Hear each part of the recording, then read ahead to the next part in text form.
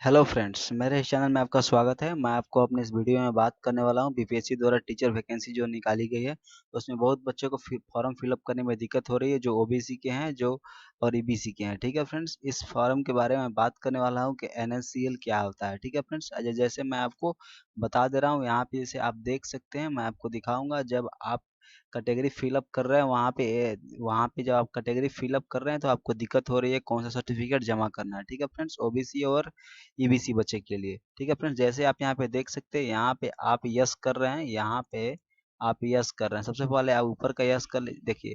जैसे आप ईबीसी हैं और बीसी हैं, तो क्या होता है जब यहाँ पे कास्ट सर्टिफिकेट में जब बीसी और ईबीसी डाल रहे हैं तो आपको यहाँ पे दिखाई दे रहा है एनसीएलसी। ये क्या होता है? ये एनसीएलसी सर्टिफिकेट होता है किस चीज़ का? ईबीसी का। ईबीसी क्या होता है फ्रेंड्स? ईबीसी के बारे में बता दूंगा आपको। 8 लाख से कम जिनका इनकम होता है वो ईबीसी में आते हैं। अगर आप देखिए दो तरह ओ बी, देखिए फ्रेंड्स मैं आपको समझा देता हूँ। ओ बी और सी ये सब एक, पूरा ये एक है, लेकिन इसका दो भाग बढ़ जाता है बिहार में आकर। ठीक है फ्रेंड्स, इसका एक हो जाता है स्टेट लेवल पे ईबीसी और दूसरा हो जाता है बीसी। ठीक है फ्रेंड्स, बीसी और ईबीसी, अगर आप ईबीसी में हैं तो आपको एन सीएलसी जमा करना पड़ेगा। अगर आप जमा नहीं करते हैं तो जिसका इसका आरक्षण होगा आपको नहीं मिल पाएगा। ठीक है फ्रेंड्स, ये 8 लाख से ज़्यादा वाले होते हैं और ये 8 लाख से कम वाला होते हैं, इस बात को ध्यान रखिए। जब आप आप नेशनल लेवल पे फॉर्म फिलअप करते हैं तो आप ये दोनों ईबीसी और बीसी ओबीसी बन जाता है। ठीक है फ्रेंड्स, अगर आप स्टेट लेवल फॉर्म फिलअप करते हैं तो ईबीसी अलग हो जाता है, बीसी अलग हो जाता है। इस बात को समझ गए फ्रेंड्स।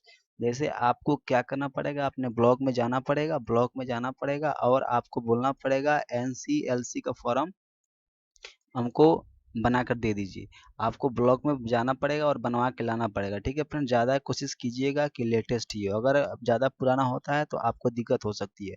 इस बात को आप ज़्यादा जानकारी में रखिए कि ज़्यादा से ज़्यादा करें कि आप लेटेस्ट का ही एन सी एल सी दें, अन्यथा ज़्यादा पुराना देंगे तो आपका कहीं कहीं आपको फॉर्म रिजेक्ट ना हो जाए। इस बात का आप ध्यान रखिए। ठीक है फ्रेंड्स, अगर आप बीसी हैं तो आपको कहाँ जाना पड़ेगा मैं बताता हूँ। यहाँ पे जब जाइएगा आप तो अपना जाति देख सकते हैं, जो भी आप इसमें भर सकते हैं।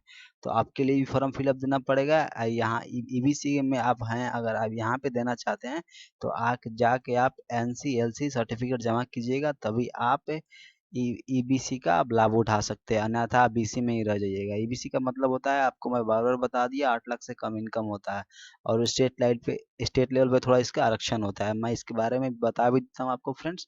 आपको पूरी जानकारी में लाइव प्रूफ के जो अब इसका डेमो आता है उसमें मैं बताया था आपको। अगर आप नहीं देखे होंगे तो फिर से देख सकते हैं, अन्यथा मैं आपको अपने इस वीडियो में बता ही दिया फ्रेंड्स। अगर जानकारी आपको इतनी अच्छी लगी होगी तो प्लीज़ लाइक एंड सब्सक्राइब कीजिएगा और दोस्तों के साथ जरूर शेयर कीजिएगा। अगर आपको कोई भी दिक्कत होती है तो कमेंट कीजिएगा, कमेंट के थ्रू मैं आपको रिप्लाई दे दूंगा, आपको बता पाऊंगा। ठीक है फ्रेंड्स, आप इसका थोड़ा सा ध्यान में रखें। ठीक है फ्रेंड्स, अगर कोई भी दिक्कत होती है फॉर्म फिलअप करने में तो आप मुझे थोड़ा सा कमेंट करके दिखा बोलिएगा। ठीक है फ्रेंड, जैसे आप जैसे मैं आपको इंस्ट्रक्शन दिखाता हूँ, इंस्ट्रक्शन जब आप देखेंगे तो यहाँ पे मैं आपको दिखाता हूँ इंस्टेंस। ठीक है फ्रेंड्स, एक सेकेंड। जैसे मैं आपको एक्सटेंशन दिखाता हूँ फ्रेंड्स, आप यहाँ पे देख सकते हैं आरक्षण दिया हुआ है। ठीक है फ्रेंड्स, इस बात का आप ध्यान रखिए कि यहाँ आरक्षण दिया हुआ है। इस बात का आप जानकारी रखिए। देखिए आरक्षण किस तरह का दिया हुआ है।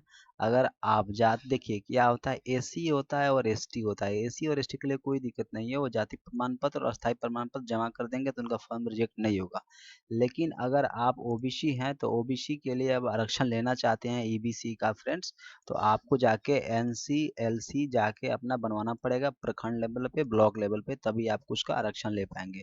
और एक जरूरी बात है, जो जो लड़की का शादी हो चुका है, जो औरत का, जो लेडीज का शादी हो चुका है लड़की का, तो आरक्षण अब लेना चाहती है, आरक्षण का दावा करती है, तो यहाँ पे सीधा सा लिखा गया है बड़ा अक्षर में, देख सकते हैं। आरक्षण का दावा करने वाली महिला विवाहित एवं जाति अस्थायी निवास और क्लीमिलियर रहित प्रमाण पत्र पिता के नाम से वो निर्धारित होना चाहिए। कहने का अर्थ है कि अब आप पिताजी के नाम से, आपका जहाँ गांव है, ससुराल घर जहाँ शादी हुआ वहाँ का नहीं, जहाँ आपका घर है वहाँ से आपके आपके पिताजी के नाम से एन एनसीएलसी बनवाना पड़ेगा। और जो भी आप लाभ उठाना चाहते हैं तो आप वहीं से बनवाइएगा। आप सीधा सा देख सकते हैं। अगर इसका आप पढ़ना चाहते हैं तो मैं डिस्क्रिप्शन में दे दूंगा, आप इस डायरेक्ट यहीं से आरक्षण इसका पढ़ सकते हैं। ठीक है फ्रेंड्स, इस बात को आप ध्यान रखिएगा।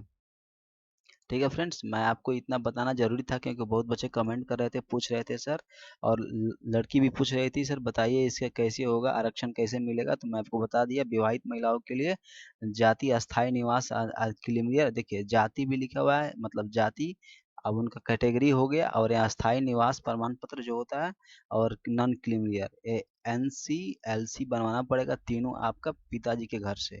ठीक है फ्रेंड्स, वहीं से आप बनवाकर इस फॉर्म में जमा करेंगे। मैं आपको फॉर्म फिलअप करने का तरीका बता दिया हूँ। ठीक है फ्रेंड्स, जाके वो देख भी सकते हैं, एकदम सही से बताया हूँ। जो भी दिक्कत होती है तो कमेंट करिएगा, कमेंट के थ्रू मैं उसका रिप्लाई देने की कोशिश करूंगा। ठीक है फ्रेंड्स, इतना जानकारी आपको अच्छी लगी होगी तो प्लीज़ लाइक एंड सब्सक्राइब कीजिएगा, और दोस्तों के साथ जरूर शेयर कर दीजिएगा, क्योंकि बहुत बच्चे को दिक्कत हो रही है, अन्यथा वो उनको फॉर्म फिलअप करने में दिक्कत हो सकती है। ठीक है फ्रेंड्स, आपको मैं इतना जानकारी दे दिया। ठीक है फ्रेंड्स, अब लड़कियों के लिए भी बता दिया, और जो जो थे जो फॉर्म फिलअप करने में जो फॉर्म फिलअप करने में दिक्कत हो रही थी, एससी यदि ओबीसी और बीसी का, तो मैंने ओबीसी यदि बीसी और ईबीसी के बारे में बता दिया। ठीक है फ्रेंड्स, ये जानकारी आपको अच्छी लगी होगी तो प्लीज़ लाइक एंड सब्सक्राइब कीजिएगा, और दोस्तों के साथ जरूर शेयर कर दीजिएगा, और आपसे विश्वास है कि आप सब्सक्राइब कीजिए, थोड़ा हमें भी सपोर्ट कीजिए। ठीक है फ्रेंड्स, चलिए मैं अपनी वीडियो समाप्त करता हूँ। आपका आशीर्वाद रहेगा तो जरूर मैं 1K तक पहुँच पाऊंगा। ठीक है फ्रेंड्स, तो जय हिंद, जय भारत।